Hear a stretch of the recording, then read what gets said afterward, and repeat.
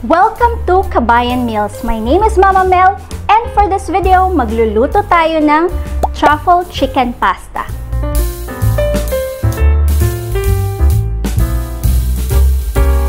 In a heated pan, maglalagay lang tayo ng around 1 tablespoon ng oil. And then, igigisa natin yung ating onion. 1 medium-sized onion. And then, isusunod natin yung 4 cloves ng garlic.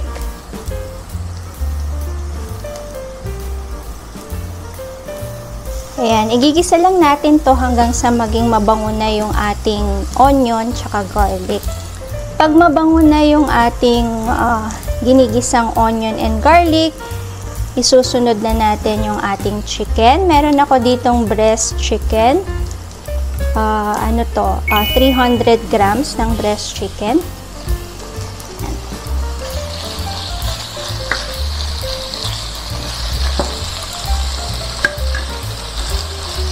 And then, lalagyan natin siya ng half a teaspoon ng salt, half a teaspoon ng ground black pepper, around half a teaspoon ng parsley, around half a teaspoon ng rosemary, and then half a teaspoon ng thyme. Ayan, igisa lang natin.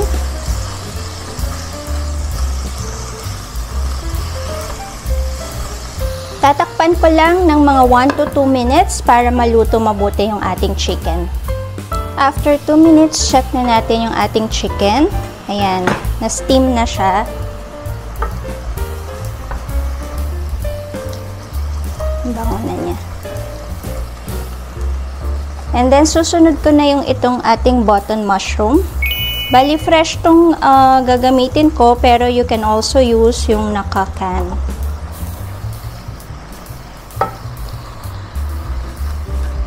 Ayan, haluin lang natin. And then, tatakpan ko lang para maluto yung ating mushroom. So, after 2 minutes, check natin yung ating chicken and mushroom. Ayan, talagang magtutubig siya kasi fresh yung ginamit natin na mushroom. So, okay lang yan. And then, lalagyan ko siya ng fresh parsley kasi meron ako, but you can also use dried. This is around 1 tablespoon ng parsley. And then, lalagyan ko din siya ng 1 tablespoon ng butter. Tsaka 1 chicken cubes. So, lusawin lang natin yung chicken cubes. And then, ilalagay na rin natin yung ating cooking cream. Bali, meron ako ditong 500 ml ng cooking cream or around 2 cups siguro ito ng cooking cream. Ayan, haluin lang natin and then hantayin lang natin siyang mag-boil para maluto yung cooking cream. Tatakpan ko lang sandali. Ayan, so check natin yung ating sauce. Ayan, kumukulo na siya. Haluin lang natin. And then, lalagyan ko siya ng Parmesan cheese. And then, meron ako ditong truffle sauce.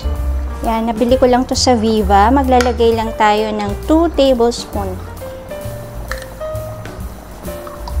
Yan.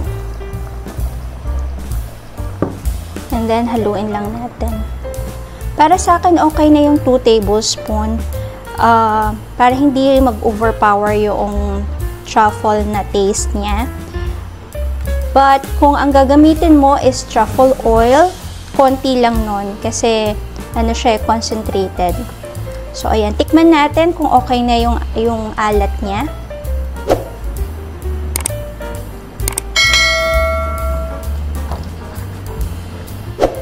Ay, ang sarap. Perfect na yung alat niya.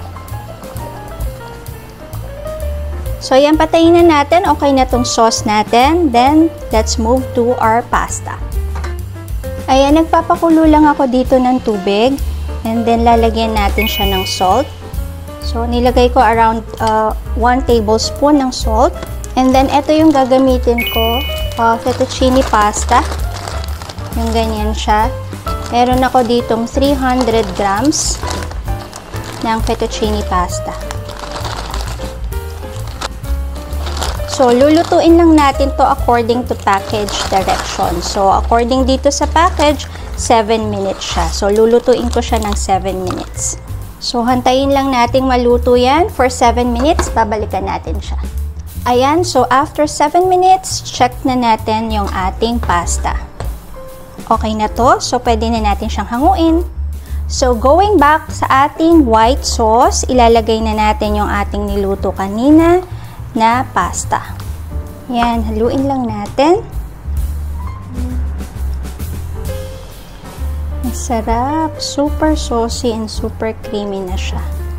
Ayan, ready to serve na to. Okay lang kung maraming naparami yung ating sauce. Okay lang yun kasi ma-absorb to ng pasta mamaya.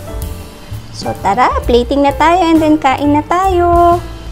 At ayan, nakaluto na tayo ng truffle chicken pasta. I hope you enjoy watching. Until next time. Bye!